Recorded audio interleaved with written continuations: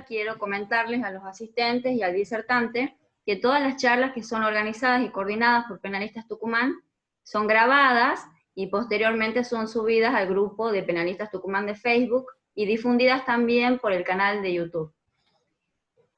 Doctora Décima.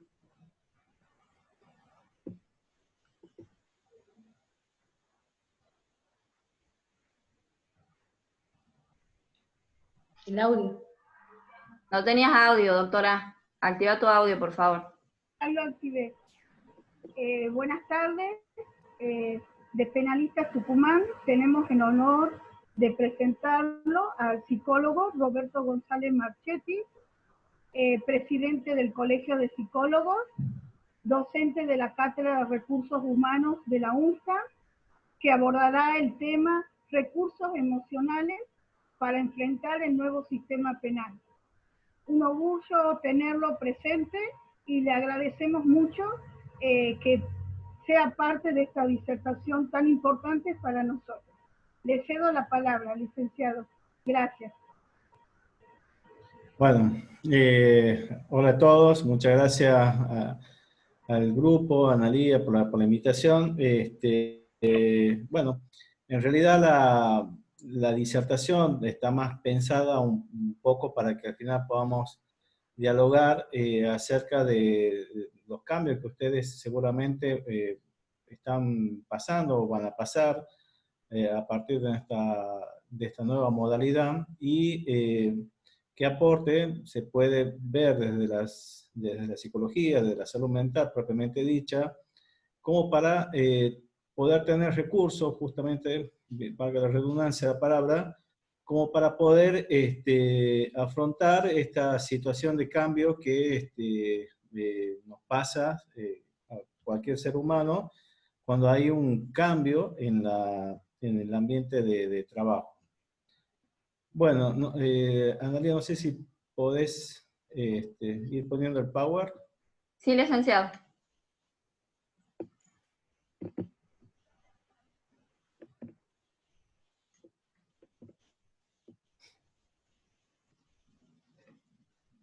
Bien, bueno, ahí pasamos a la primera.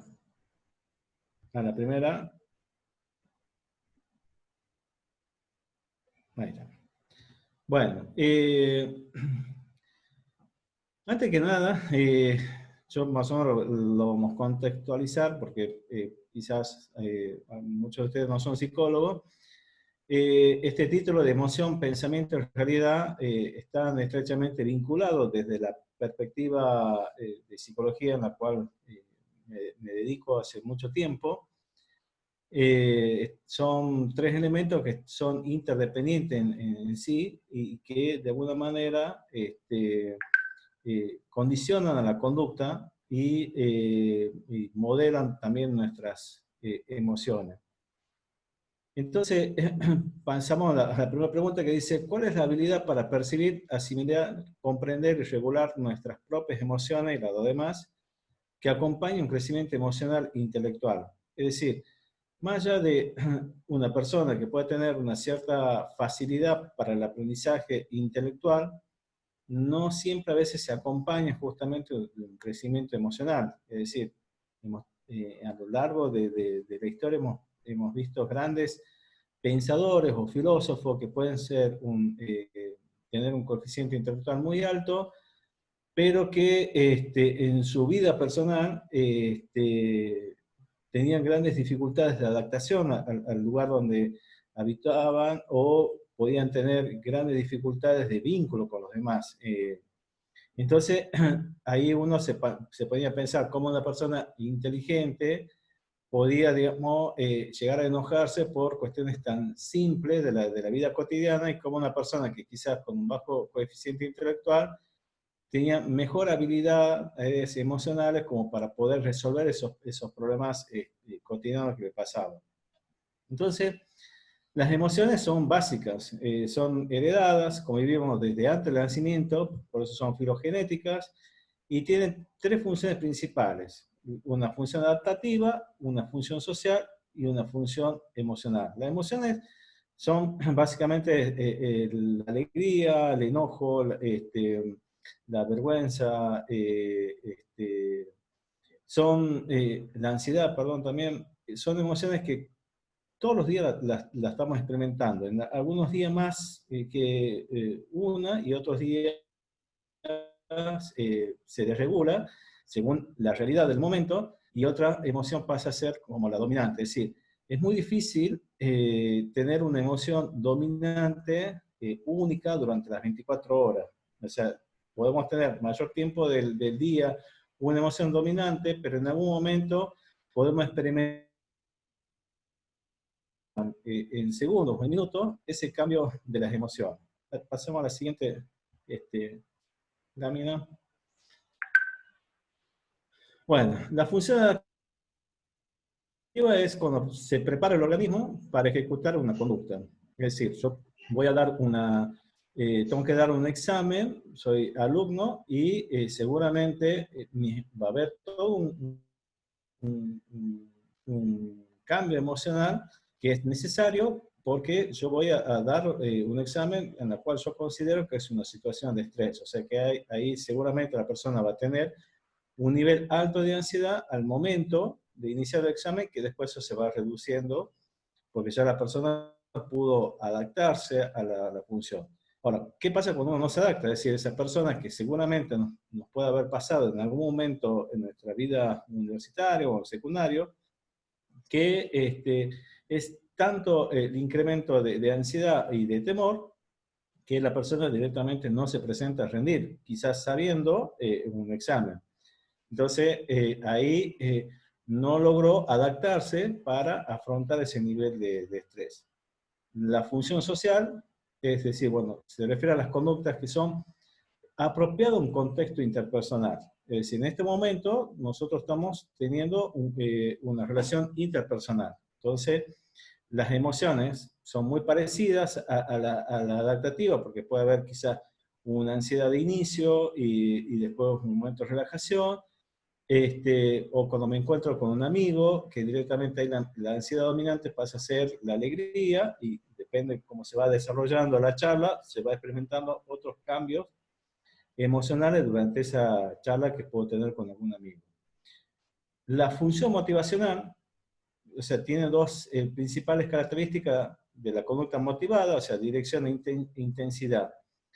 La relación entre motivación y emoción no se limita al hecho de que toda conducta motivada se produce reacciones emocionales, sino que una emoción puede determinar la aparición de la propia conducta motivada, dirigirla hacia un determinado objetivo y hacer que se ejecute con intensidad.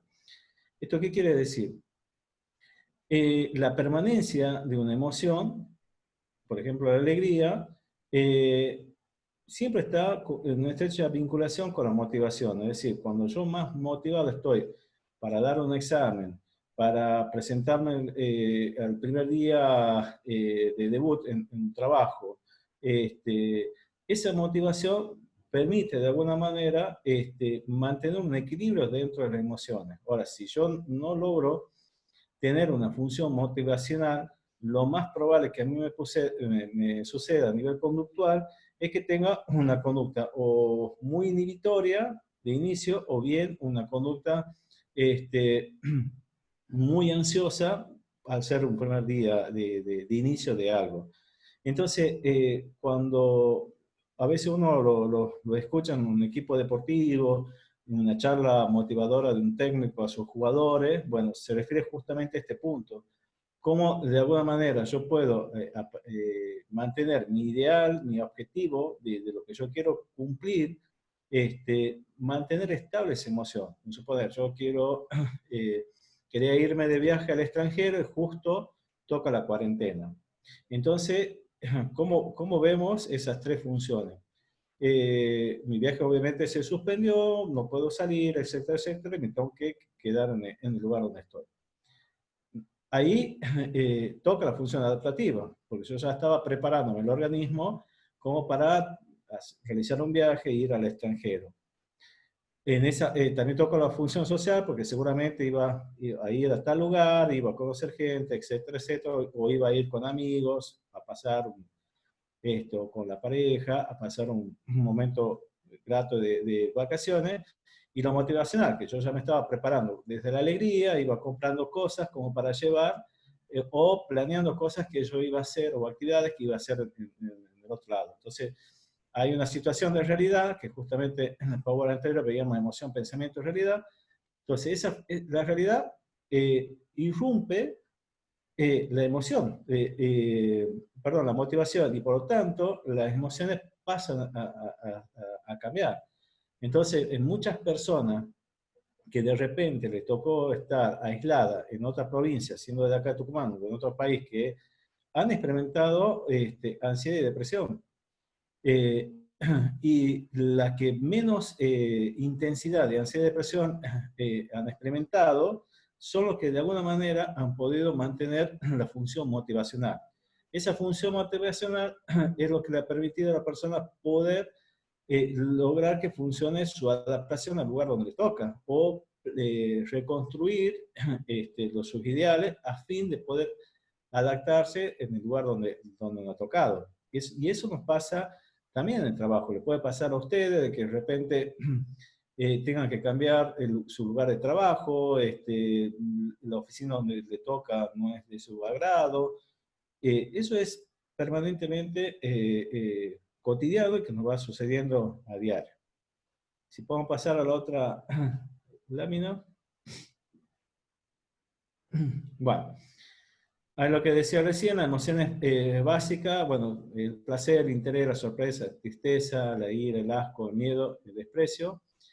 Hay algunos autores que consideran como una misma emoción, como una emoción básica, lo que es la culpa, el sentimiento de culpa y la vergüenza. Que por ahí hay mucha confusión entre culpa y vergüenza. ¿Por qué hay mucha confusión? Porque la expresión facial sigue siendo la misma. Es decir, por ejemplo, sonrojarse en la cara. O la mirada hacia abajo y la postura del cuerpo caída. Pero la diferencia es la implicancia subjetiva de la culpa y la vergüenza. Porque la vergüenza está más asociada a una cuestión más fisiológica y la culpa más asociada a una cuestión más mental que fisiológica.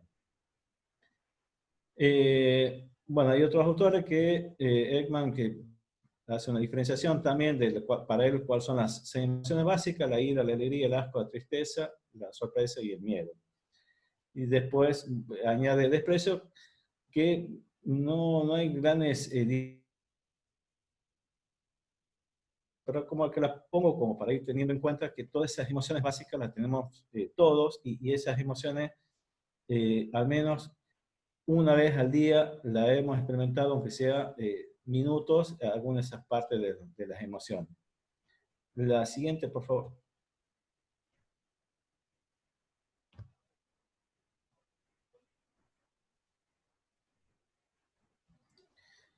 Bueno, acá he tomado 2 tipos de emociones para ver cómo nosotros funcionamos. La ira y la felicidad. Vamos por el tema de la ira. La ira es el componente emocional donde la respuesta conductual y mental de la ira es la agresividad, la hostilidad y, bueno, propiamente la ira.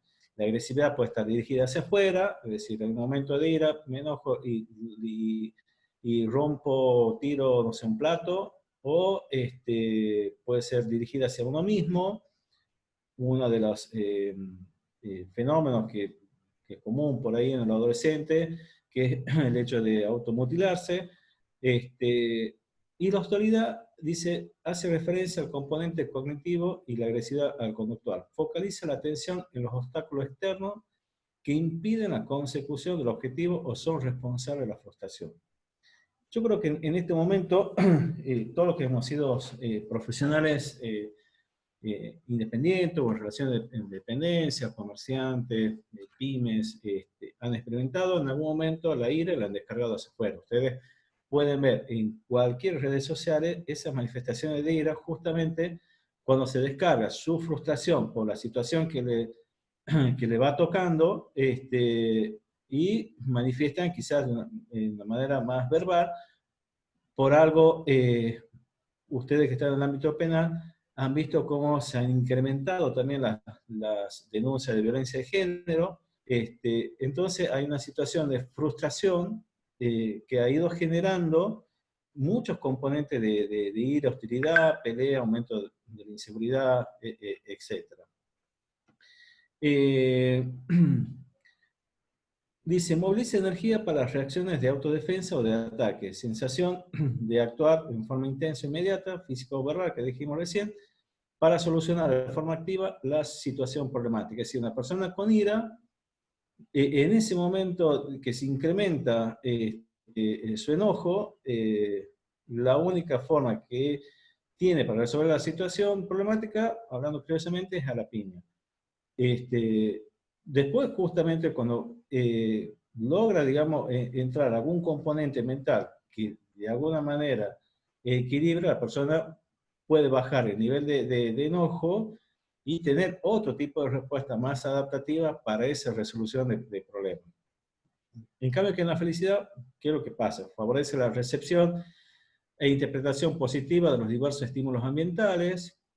Un ejemplo, quien no ha estado enamorado se va a dar cuenta, esta parte, cuando uno recién se está enamorando de alguien y la persona experimenta un estado de felicidad, en el cual esa emoción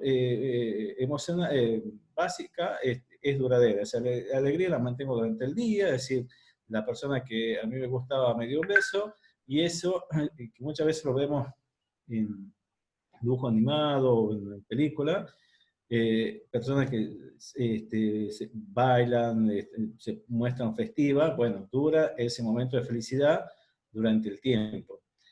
Favorece el rendimiento cognitivo, y dice que es el momento donde se produce la mayor iluminación para tener respuestas creativas mentales para la resolución del problema.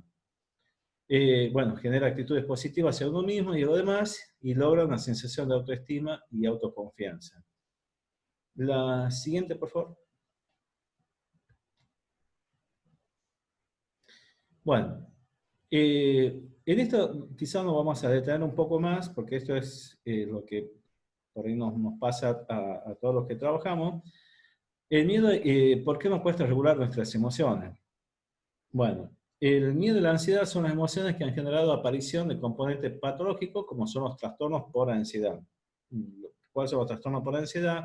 La crisis de angustia o ataque de pánico, el estrés postraumático, la ansiedad generalizada, la fobia. Está relacionado con una reacción de miedo desmedida e inapropiada. Es decir, miedo, todos tenemos miedo. Ahora, cuando ese miedo puede llevar a un trastorno de ansiedad, justamente cuando es un miedo que nos invade, nos paraliza, nos dificulta manejarnos, y que empezamos a hacer ciertas conductas que son inapropiadas. Volviendo al ejemplo de la cuarentena, lo voy a citar varias veces como para que ustedes puedan ir comprendiendo. Ustedes van a ver personas que han tenido miedo a partir de las noticias que difundían los casos de muerte en otros países, y cómo los medios también masivos de comunicación trataban el tema, y ustedes vean en su alrededor, con quienes han estado realizando la cuarentena, que han tenido en algún momento una respuesta de miedo inapropiada, o por ejemplo con el tema del dengue. Han incrementado el uso de repelente o de alcohol en gel, de dormir de una manera intranquila por las noches, ver un mosquito y paralizarse. Es decir, todos hemos experimentado en algún momento alguna situación de miedo desmedida. Ahora, ese miedo desmedido o inapropiado, cuando llega a ser más frecuente, ya nos está avisando de que estamos por tener o estamos transitando un trastorno por ansiedad. Entonces, esos trastornos de ansiedad activan síntomas emocionales y psicosomáticos. Por ejemplo, la taquicardia, la sudoración excesiva, la tensión muscular, dolores gastrointestinales, pérdida de la concentración, dificultad para memorizar. el fenómeno de la despersonalización, es decir, de repente llegamos a confundir cuál es el día, hemos perdido la noción del tiempo. Entonces, ¿eso qué va produciendo? Reduce obviamente la eficacia de los pensamientos, o sea, y facilita respuesta de escape o evitación de esa situación peligrosa. Es decir, se puede llegar a pensar que muchas personas que incrementan tanto este nivel de ansiedad, buscan una respuesta para salir de esa situación. Por ejemplo, me tocó el caso de una paciente que comenzó a grabar cada vez que le venía una crisis de angustia, que empezaba a tener todos los síntomas de sudoración, taquicardia, empezaba a hacer videos por TikTok, como una forma de distracción y de evitación también, que le permitía de alguna manera estar conectada con otras personas y que otras personas den esa muestra de apoyo a partir de esos videos divertidos que ella realizaba. Y eso son unas conductas de escape o de evitación. Entonces, el miedo es una reacción emocional relevante en los procesos de reforzamientos negativos. Es decir, yo tengo que ir a presentar un escrito en alguna dependencia y tengo miedo de no llegar con el tiempo. Entonces, eso puede ser un pensamiento. Ahora, cuando ese pensamiento me va provocando mayor miedo y digo, al tribunal le cierra, no sé, a las 13 horas y son las 12, son las 12 y yo estoy en una cuadra, se supone que ese miedo debería ser de menor intensidad, porque en realidad me dice, estoy en una cuadra para presentarlo, la probabilidad que camine una cuadra una hora es muy baja, pero si yo empiezo a tener toda una manifestación de ansiedad y creo que no voy a poder llegar a esa cuadra que me llega para presentar a tiempo, ahí el miedo pasa a ser un reforzamiento negativo. Es decir, me paralizo, empiezo quizás a llamar por celular a alguien que me ayude, que me oriente, pregunto, y ahí voy perdiendo la eficacia. ¿Por qué? Porque va movilizando una mayor cantidad de energías que me impide a mí poder haber realizado de manera satisfactoria. Es decir, si voy con un exceso de felicidad y yo voy a ir entrando a tribunales, saludo al portero, al policía, a todo el personal, me quedo, converso y salgo confiado que el escrito que acabo de presentar va a ser el mejor y se va a solucionar y va a tener respuestas favorables. Entonces, si uno se lo compara con ese tipo de regulación de hormonal y mental que nos provoca el fenómeno, la emoción de la felicidad, va a ser totalmente distinta al tema del miedo. La siguiente, por favor. Bueno, ¿por qué nos cuesta regular nuestras emociones? Es una consecuencia de los procesos cognitivos. ¿Qué quiere decir esto? Es decir, nuestra forma de interpretar los sucesos, nuestros pensamientos, hace de que cuando empezamos a tener, digamos, pensamientos negativos o catastróficos, y es muy difícil mantener que nuestras emociones se manejen a un nivel estable o equilibradas entre sí. Ya dije, es muy difícil que actuemos siempre las 24 horas con una emoción. Podemos actuar la mayor parte del día donde una de las emociones es la que de alguna manera ha sido la primordial o que ha establecido la base del día.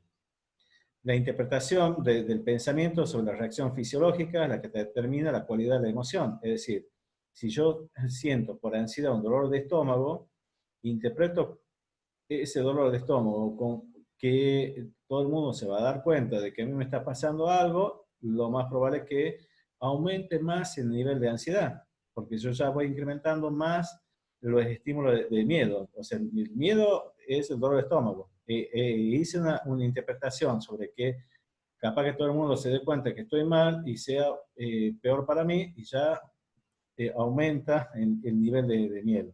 Y la interpretación sobre la situación externa o interna, es decir, este dolor de estómago no se me va a pasar, es una interpretación interna, catastrófica, y una situación, interpretación externa, tengo miedo de que al lugar donde vaya no haya un baño, y me den ganas de ir. Entonces, no puedo. Entonces, lo primero que va a hacer la persona es ingresar a ese lugar y no fijarse el juzgado donde tiene que ir, sino dónde está el baño.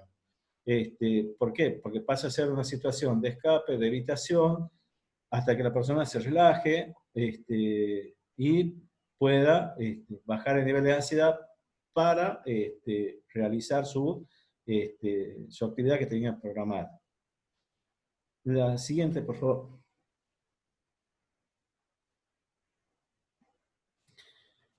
Bueno, acá lo puse como un cuadrito. Atribución causal, estado emocional evocado. En la columna de atribución causal, ahí está puesto, dice esfuerzo, habilidad, suerte, el éxito es responsabilidad de otro, dificultad de la tarea, fracaso, no consecución del objetivo pretendido. Es decir, y en el cuadro de abajo son lo mismo, pero con distintos tipos de emociones. Es decir, una emoción en la cual yo he podido regular una actividad de esfuerzo que pude realizar, lo voy a hacer de manera relajada. Es decir, poder concurrir a un juzgado, o qué sé yo, tengo que ser testigo de una causa, la persona va a realizar un esfuerzo y va como un poco relajado. Hay una mayor confianza en su habilidad para hablar y la persona se va a sentir orgulloso. Las cuestiones de suerte, es decir, de repente yo estoy por hablar y justo me toca ver que el testigo de la otra parte, un suponer, sea un ex amigo mío. Se lo vivencia más como sorpresa. Hola, ¿cómo está? No sabía que estaba acá, qué agradable sorpresa, después conversamos, bueno. El éxito se vive como un estado de gratitud. No la percibe la dificultad de tarea, se siente orgulloso justamente de poder resolver esa situación, es decir, el cliente quizás de ustedes termina la audiencia con el juez y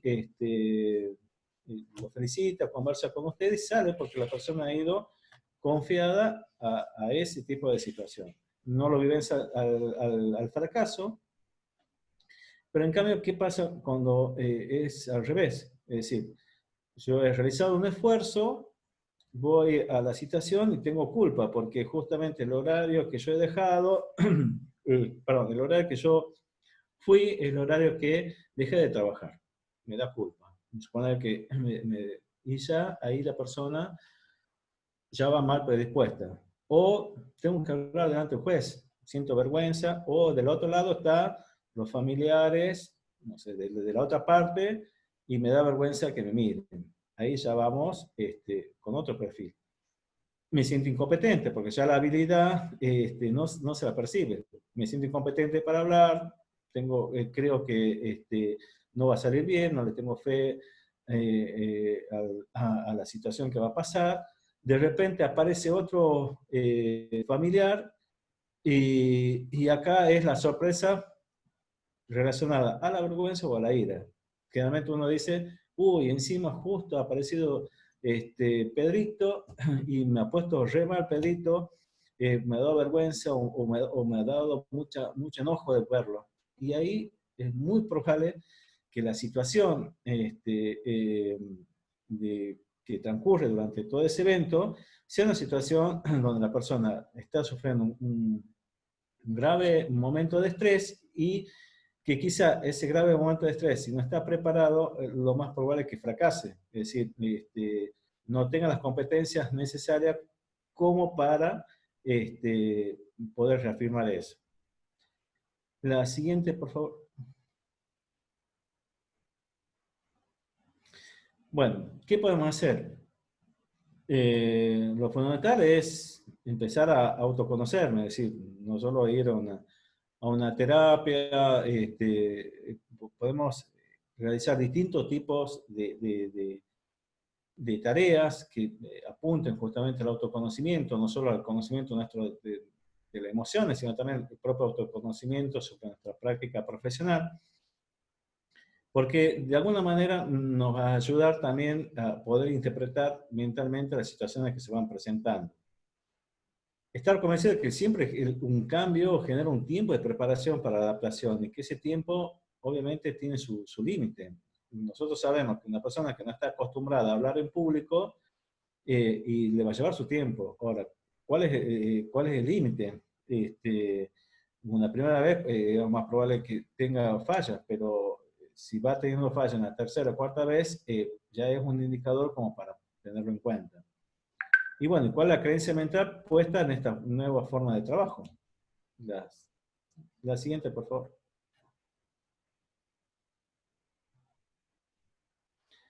Bueno, saber que el afrontamiento puede estar orientado hacia la tarea, centrándose en resolver problemas de manera lógica, la solución y en la elaboración de planes de acción. Dos, o centrando nuestras emociones en respuestas emocionales, ira, tristeza, y es lo que va a provocar que si estamos muy pendientes de nuestras emociones, nos preocupemos más, nos sobrepreocupemos de lo que irá a pasar a futuro, tengamos conducta de evitación o recurramos a reacciones fantásticas o supersticiosas. De repente, pues llevo el crucifijo por si la cosa viene mal. En algunos casos puede servir y en otros no. Esta última estrategia de afrontamiento es la más desadaptativa en situaciones de estrés, porque si yo digo, llevo mi amuleto de la suerte, puede funcionar perfectamente porque me ha reducido el nivel de ansiedad, pero ¿qué pasa si lo pierdo, me roban, lo dejo olvidado? La función de contrafóbico del amuleto, la persona va a tener una interpretación de que le va a ir mal, porque no lo tiene el amuleto. Por eso se piensa que justamente cuando uno va centrándose en una respuesta emocional, pensando en que me va a ir mal, no lo voy a poder realizar y lo más probable es que suceda exactamente eso, que no lo pueda concretar y resolver la situación. La siguiente, por favor. Bueno, centrarnos en el problema, en hacer frente a la situación, buscando soluciones al problema que ha provocado el conflicto. Es decir, el conflicto que a mí me ha impedido llegar a presentar a tiempo un escrito, bueno, tengo que empezar a centrarme en ese problema que me ha pasado, cuáles han sido mis obstáculos internos y externos. Bueno, centrar las emociones, qué me ha pasado en ese momento, que si me ha pasado porque tuve ansiedad, porque tuve tristeza, sentimiento de culpa, vergüenza, qué mecanismos de autocontrol establecí y no resultaron, cómo funciona el distanciamiento o la evasión al problema, y cuál ha sido cómo he podido reorganizarme en los pensamientos, si me siento culpable o culpé de manera externa lo que me ha sucedido como fracaso en esa tarea. La siguiente, por favor. Bueno, es importante la búsqueda de apoyo, que se orienta a buscar no solo recursos materiales y emocionales para la resolución del problema, también evitar caer en pensamientos negativos. Acá hice una lista de cuáles son los típicos pensamientos negativos, o sea, la sobregeneralización, que es la conclusión con pocos datos, es decir, yo sobregeneralizo y digo, todo, que todos los psicólogos son locos. Estoy haciendo una sobregeneralización. No tengo datos, quizá conocí uno que estaba loco. Licenciado, discúlpame que te interrumpa.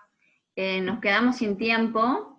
Nos conectamos de nuevo al ID cuando se corte, por favor. Al mismo Bien, link. perfecto. Y continuamos Bien. con la misma filmina, ¿no? Perfecto. Sí. Gracias, Perfecto. licenciado. ¿Por qué sin tiempo, disculpe? Tiene un límite de 40 minutos, doctor, la aplicación. Volvemos a ingresar al mismo ID. Ah, perfecto. Muchísimas gracias. A usted. Bueno, el pensamiento dicotómico, donde para mí o todo es bueno o todo malo, la persona le cuesta diferenciar lo gris, por llamarlo así, o extraer lo